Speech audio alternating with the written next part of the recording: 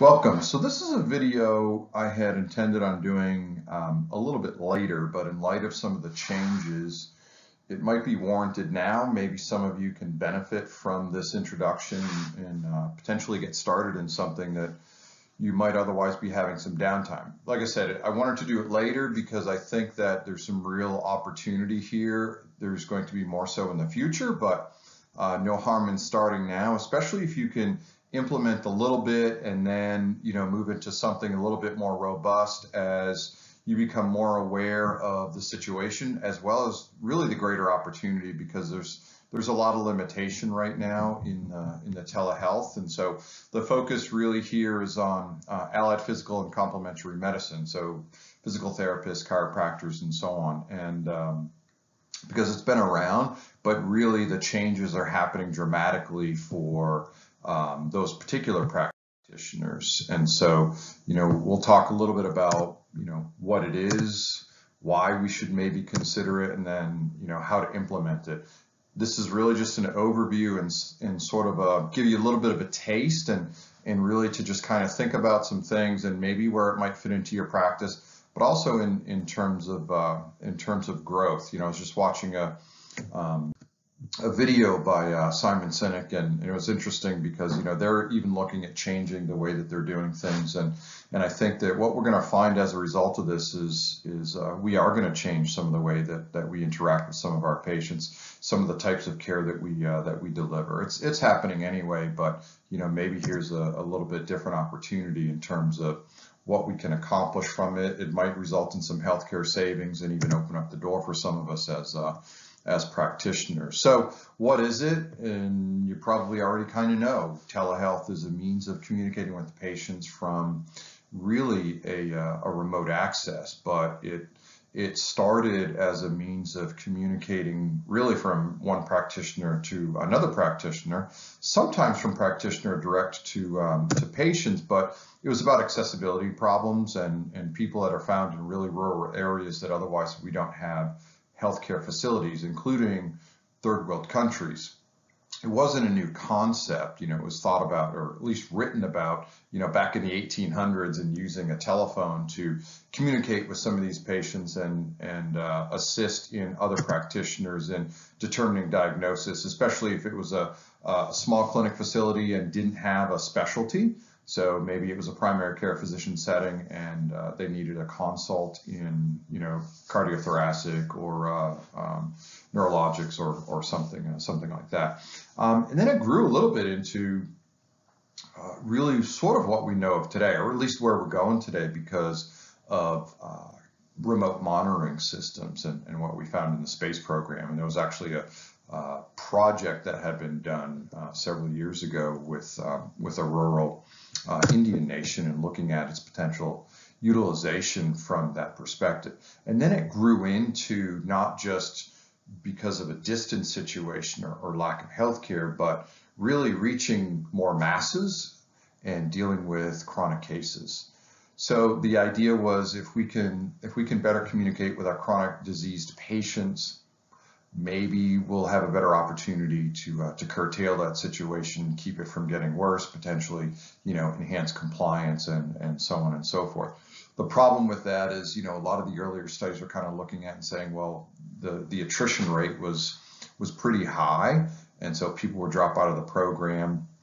We're still humans, and so, it's still nice to have that direct human-to-human contact, which I think all of us can appreciate being in this physical medicine space. And so there's been some back and forth with that, and probably due to the lack of technology and what we don't have today. Even the advancements in technology in the last 5 years, part of which is giving us some better monitoring, so we actually know what patients are doing.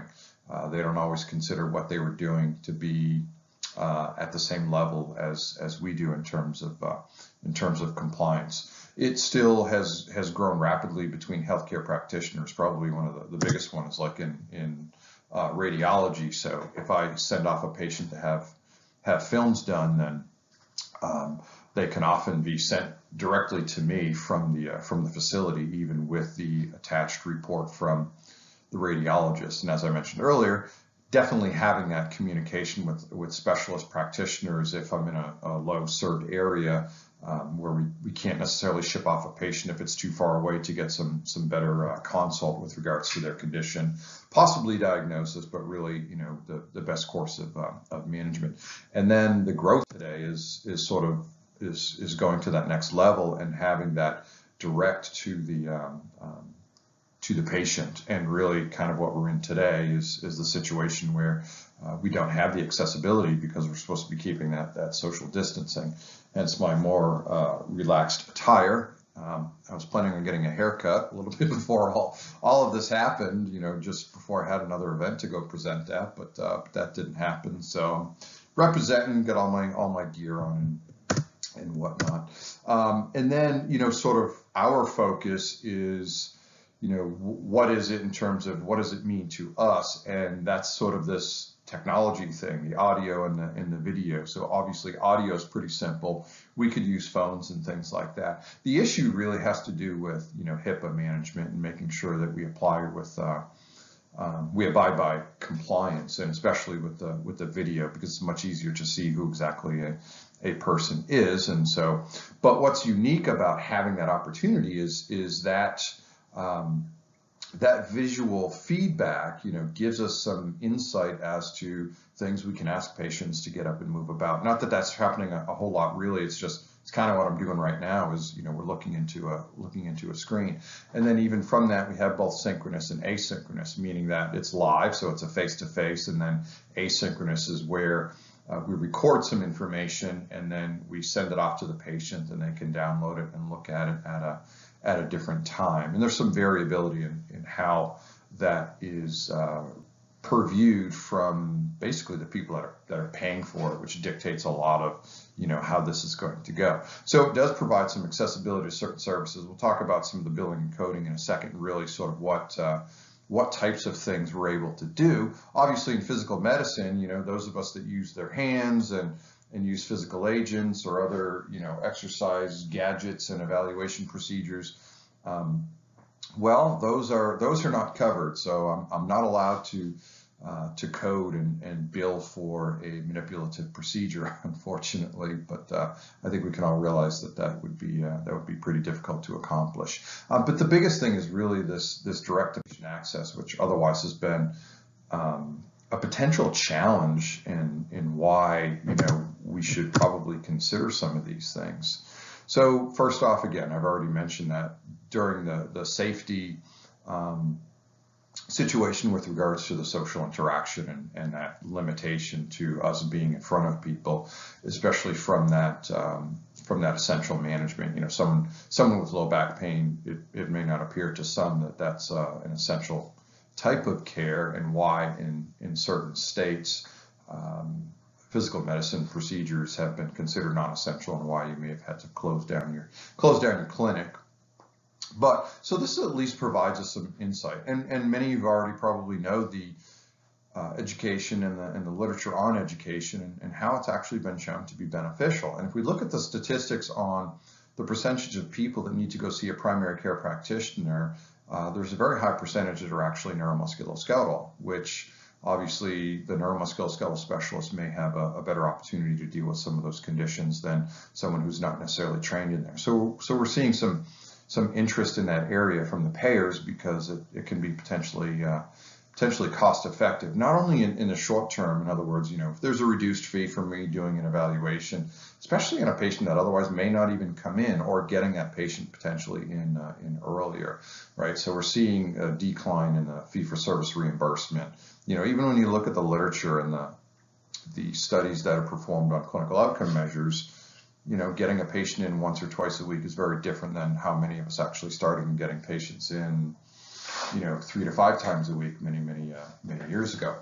So that's kind of changed quite a bit. Increase in copays. So right now there is a waiver, you know, under the Medicare restriction releases from this COVID-19 situation, to where you're actually allowed to reduce and even waive certain fees like copays, which might make it a little bit more feasible for some people to get a scheduled visit in, even from that telehealth perspective. Enhanced care and improved compliance. kind of the thought, if I can have more communication with patients that otherwise can't get in, back in the day, it was considered an excuse that people were just plain too busy and they couldn't do what they were supposed to do from their maintenance perspective and compliance with care. It's not really an excuse as we think about it today, because people are actually busier. People have more jobs. There are more single parent families than there ever have been. And the activities that children are involved in, it's changed, dramatically in the last 20 to 30 years. And so potentially improving that compliance and that direct connection, we know has an opportunity to hopefully reduce the attrition rate from care in general, not just the attrition rate with regards to the electronic care. Why else? Well, potentially a revenue stream. If you're able to reach patients that otherwise would not come into you, that kind of makes sense. Especially those patients that you could actually deliver a diagnosis and a course of treatment that might be a lot of self-care. Like I said, we've seen a lot of educational support on things like low back therapy programs from an educational standpoint without necessarily any sort of physical intervention. And it's not to say we are not, hopefully never, ever, ever, and I think that'll be more dictated by the patients than any payer, is that elimination of direct contact, because we know the value of things like manipulative therapy, physical agents, other things that we do to have that direct contact with the patients. Time efficiency, I think during this innovative process, again, not to look like a Simon, Sinek fan, but I am, is that, innovation is not necessarily time efficient. Just like EMRs and EHRs were, they didn't really show a whole lot of efficiency because there was a learning curve, and it took people a lot of time, to kind of get used to that process. And so moving forward, we may see some time efficiency, maybe not per patient, but from an overall perspective of how many patients I may be treating, within a given time frame, a day or a week or so on and so forth. Expanded offerings. And so right now the codes are limited, but maybe, I might dedicate a certain amount of time to specific types of conditions or specific types of offerings where a consultation is more so going to be the necessity. Might be easier for me and the patients to perform, a certain chunk of time when I'm doing their intake, taking their history, which a lot of that, obviously many of us use a visual feedback approach as well. We watch the patient come in, we watch them leave to assist us in creating the whole story, not just the verbal history, but we all know that the verbal history has a great amount of information to it and has the predominating influence on an overall diagnosis or at least a dysfunction. So some of these expanded offerings could be, I may be able to reach out into some different areas that otherwise may not have been there, even if it's for that initial intake, because under the law right now, I can't reach out to people and say, hey, why don't you contact me for this consultation, or at least I can't do that and charge them for it.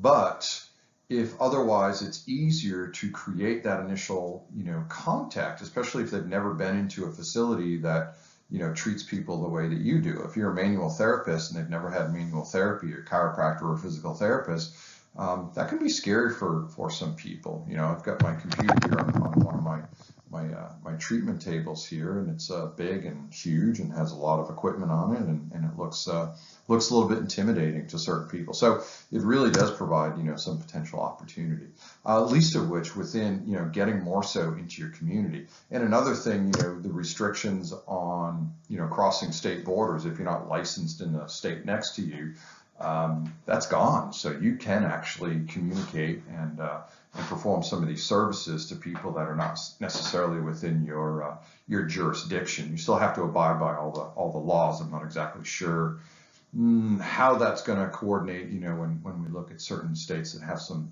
different state practice scopes, but they're very similar, at least with regards to the things that we're actually applying to telehealth. The early adopter, will it be standard of care? I actually think it will. it kind of makes a whole lot of sense. You know, I do some other training that I do online with clientels and do, you know, other biomechanical analysis from, you know, exercise conditioning to technique associated with movement patterns in sport, mostly in track and field, but things like batting, pitching, throwing, that sort of thing. And you know, the other assessments such as gait, you can have someone record themselves and have them walk in place and do some analysis with some of your tools. So potentially, you know, this may be coming down the pike anyway, so it might be worth considering, you know, implementing it sooner than later, so you know you can be a little bit ahead of the curve. And again, now if you've got some downtime, might be a great opportunity, because there's no cheaper way to get into it right now because of these lack of restrictions. So a little bit about coding. Disclaimer: I am not going to completely teach you what to do. I highly recommend you communicate. If you have a billing and coding specialist in the office, fantastic. If you don't, hopefully you have a consultant who assists you with that process. Either, you know, potentially your software, your billing company, one of those people, because it is a little bit challenging to navigate. Although there's not a ton of codes, and so it's really not that difficult, but just making sure that you abide by the rules and regulations. So the bad news: we don't have any Medicare codes right now that we can get reimbursed for in physical therapy and chiropractic. But it's changing daily, and so that's as of March 31st, and I think I got a picture in here somewhere that says, hey, go check this out. So that's changing daily, and even the laws and regulations from state to state are going to change, and why, you know, we can't just blanket say, here's what you're supposed to do. And you already know that as a healthcare practitioner, and knowing that, you know, especially if you're on the border and you've got some folks that cross that border because of either where they work or where they live, you already know that there are some potential differences in the third-party payers. It also depends on the type of practitioner. So we are not on that list right now, at least as far as CMS goes, but it doesn't mean that we're not on the list for these private payers, third-party payers, which includes, you know, chiropractic, physical therapy, occupational therapy, speech language pathologists. And so I put an example here of, see if I can point to that correctly, and that's from Anthem Blue Cross Blue Shield in California. So the delivery method also makes a difference. So some will require you to use video with audio, and audio won't necessarily be approved. And especially if you do get into that Medicare space, then that's the way it is right now. And then also the location of services, the facilities that are actually allowed to perform this. And again, that's not that big of an issue for us right now. There are some bill and coding opportunities, and you never know. And that's why it's important that you probably call someone to find out exactly why we're not on there. And again, I encourage people to communicate that to your state associations, your state boards, and even your state legislators. So anyway, there are some CPT codes. So, you know, newly established codes for 2020 in the AMA CPT code book, and there are for physicians, qualified health professionals, and non-physicians. So typically the non-physician professional is listed as the PT and the OT, but again, get on the horn, call these payers and find out exactly. So that way you make it a little bit more streamlined,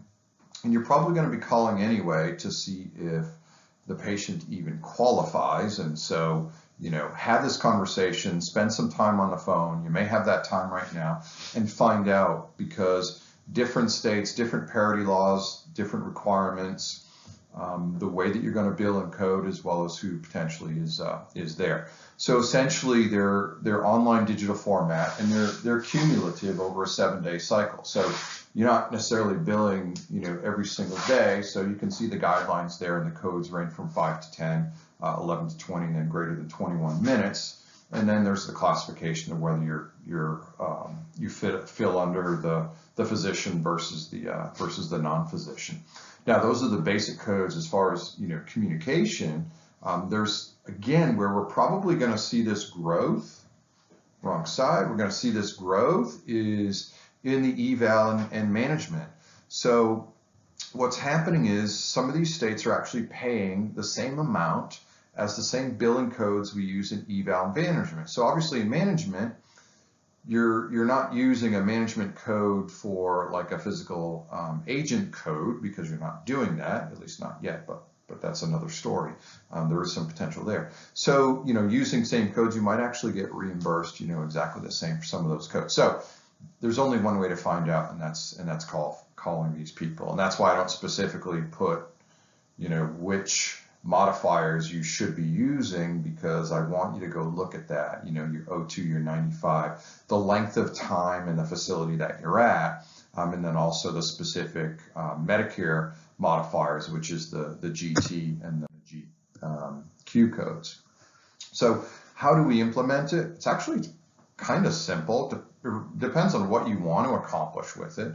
So I just kind of threw in some ideas here, not only for now, but potentially in the future. So, I like using a lot of tools and gadgets and things like that. So you can see, here's a video. I'm doing a gait analysis. So this could be something that a patient had done, when they came in, and then I can provide, either a review of findings. And again, this may fall under the evaluation management. I could be doing a video analysis of them walking in place.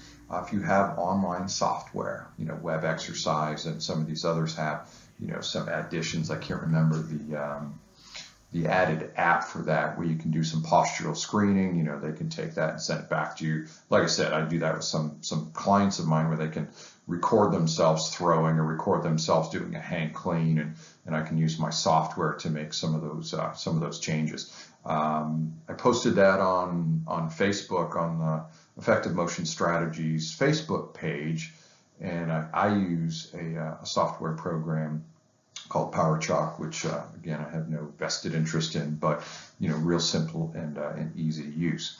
Telehealth services are provided on different days, so you're not doing the same as the in-office visit. And I think there's some general common sense things, that we can all use. So you're following your very typical, guidelines with regards to use and reporting, such as, the qualification with the amount of times, the qualified things that you are actually doing, because there are some guidelines that tell us what we can and cannot do, and to make sure that you're abiding by those. So potentially, adding it to some of your existing services that, if you did have a patient that came in, or even if, right now you're not able to have any direct contact with patients face to face, that if you're providing them guidelines on exercise therapy, on using a TENS unit, supplementation, those sorts of things, then there's some interesting opportunity with what we can accomplish with that. Outside of that, from the direct patient, and I think there's a lot of misconception, because I get this a lot from clinicians, that, well, I can't do those two procedures in the same day because I can't bill for it. Well, that's true. What they're really telling you is either you can't bill for it, you shouldn't put it in your coding, or you're just not going to get paid for it. So just because you don't get paid for something doesn't mean you shouldn't do something, especially if it's going to be the right thing. And so there are some other opportunities to capture some of that reimbursement, especially when it comes to the face-to-face.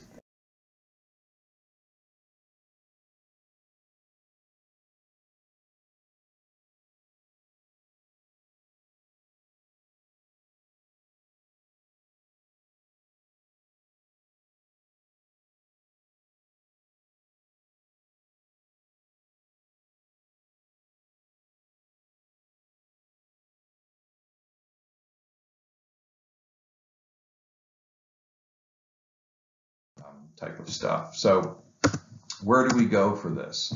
Review your CMS guidelines. So if you are in as a provider or a non-provider, but you just simply treat Medicare and Medicaid patients, then you definitely want to review those guidelines. And the MLN is a great place, and you can get online and you can have them send you the alerts. And I get a lot of those, and so their communication is pretty good. So that can outline some of the things that you want to take into consideration when you're implementing this.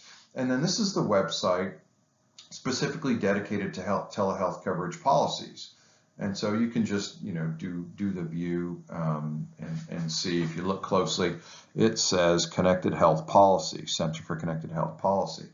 Look that up, type that in, Google it, Yahoo it, whatever you want to do, and you can find that website. So it actually, again, gives you some pretty good up-to-date information. It was last updated May 31st. Nothing's changed since then, so we'll have to see. Contact your payers, right? So if you are provided for Blue Cross Blue Shield and Aetna and so on and so forth, give them a call. Find out exactly what you can do, what you're allowed to do, and how you should do it. What modifiers they would like you to use, and maybe some insight as to how often, how many times, and is there any limitations to the number of sessions that you can actually provide. It's different from state to state, because even, you look at Blue Cross Blue Shield, I think there's 36, it's in the 30s of sort of, brother, sister, small independents that are providers of paying for Blue Cross and Blue Shield. So you don't know unless you actually contact them. There's some there's some consistency across the board, but it's fairly minimal. Contact your major associations, your APTA, your ACA, your ICA, your state organizations, your state boards, and your associations. Now, because your state boards, they're really the controllers of legislation, and so they can give you some guidelines as to certain things you can and cannot do from a legal aspect with regards to your state scope of practice. But then your state association should hopefully be able to provide you some guidelines to what's going on in the industry and your profession, and what are other people doing, and how can we sort of go about that. I put an asterisk in there because all those people, when you communicate with them, including your legislators, is we need to make some of these changes. Think about just the statistics on the percentage of the population that actually sees a primary care practitioner for neuromusculoskeletal disorders, and who can manage that really, really well. Unfortunately, the stats are not good as far as a referral base from a PCP to a chiropractor or a physical therapist. So that it's bad for both. In fact, I won't say bad, but it's just the way things are. And so there's some really unique opportunity out there for those people to play more of a role in that portal of entry and that primary care setting. So we want to make sure that we get on the legislation, and we're playing in that same pool. Really, Medicare and Medicaid is kind of the big one for probably a lot of you. So obtain a means of communication and a billing coding service. So when it comes to obtaining a service, it's actually pretty cool, because there are various types of platforms out there. So I use Zoom as a format to communicate with large group, giving webinars and things like that. Zoom actually has a HIPAA compliant program, so you can use something like Zoom. But you can use Zoom right now, and you don't even have to have the HIPAA one. You can have the freebie one. It limits you to 100 participants and 40 minutes, but that's not a big deal, because you're really dealing sort of that one-on-one. So again, it's a really kind of a great way to get your feet wet and start playing around with some of this stuff.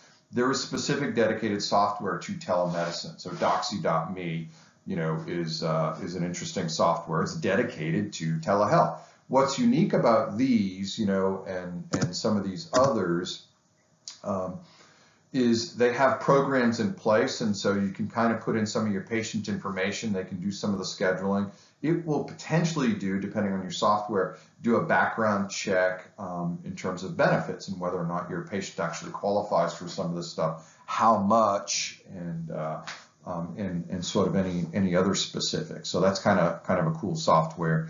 PayDC, again, I have no connection monetarily to these people. I like to promote good stuff, and I've known David Klein for many years, and great program, great software, and great information. So these are the types of people that specialize in that area and can help, sort of navigate through. Another one is Chiro Up. So, some of these practice manager groups can also provide you some guidelines in terms of, some of the things that you can and cannot do, and might even have the specific software. What's another one? Microcon, Chirocon, something like that. Also has specific software that navigates through all of your billing and coding to make sure that whatever it is that you're doing is actually going to be covered. So, like I said, potential opportunity right now is as a result of the coronavirus. And so again, you're sitting at home possibly, and maybe looking at either adding some revenue now, or I do some other recommendations. And for example, reevaluate your business right now.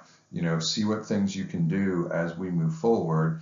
And again, this is potential opportunity. Things are going to change, right? They are going to change how we're going to be delivering some of our healthcare, and so maybe there's a reason, potentially to be involved in this process. So because many of these restrictions have been removed, it gives you an opportunity to kind of maneuver through and investigate this process, investigate some of the software, and then just in general, and we're thinking about financial assistance for the patient, so that way they can still get care. And that's important, because a lot of us are thinking, well, they're not going to come and see us because they're not going to want to spend the money. They've been out of work. And well, do your due diligence and make sure that you market appropriately and get people to understand that their care is very important, and going back to work. And if they've been sedentary, some of the things that have changed, they may be at higher risk of having an injury, if they go back to work. Small business opportunities for you. If you are a private owner, then consider, some potential opportunities right now.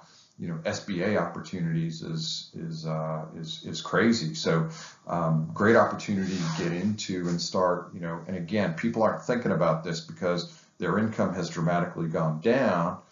It's coming back up. It's going to happen. We know it's going to happen, but maybe there's an opportunity here to take it a step further and go a little bit beyond in terms of some of the things that you might be able to accomplish by investing back into your business. Even some of the manufacturers and distributors I work with are already working on financing opportunities like 90-day no payment, and so you'll be able to hit the ground running when all those patients come back. And there's going to be a bubble. I'm going to do a video about that a little bit later, but there's going to be a bubble in some of the areas and some of the sectors with regards to patients coming back in. And it's not going to be passive though, so don't think patients are just going to start beating down your doors. It's going to require a little bit of activity on your part to capitalize on that. And I know that sounds horrible, to capitalize on this opportunity, but it's to capitalize on getting you back up to taking care of the people that you've been taking care of. So the future, why I think it's a good opportunity to consider this wearable technology. It's already happening, and so if we can manage some of this at a distance, not only is it potentially good in terms of decreasing healthcare costs. Part of that cost is the transition, the overhead. Patients getting in to see you, removing some of those barriers is going to be very interesting moving forward. Clinical home services, things like physical agents. There's already some products out there that, they use smartphone technology apps for the delivery of physical agents like electrostimulation. And there's some out there that actually have, a clinic-based app that I can communicate with my patients, create a protocol, look and see that they're being compliant, how many times they've been doing it, their settings, and so on and so forth. There's various types of movement analysis softwares and things like that I can use to communicate with the patients and actually do a biomechanical assessment and analysis, even a balance assessment, because there's some AI stuff in some of the software that makes it a whole lot easier. And again, it doesn't matter whether they're in the office in front of you or someplace else, as long as you maintain the programmability of whatever app that is that you're using. So we're going to see this. This is going to happen, and again, it's either opportunity or but nonetheless, we're going to have to make some changes. So hopefully this was helpful, and you can use this in maybe in some of your downtime and just investigate. And best of luck.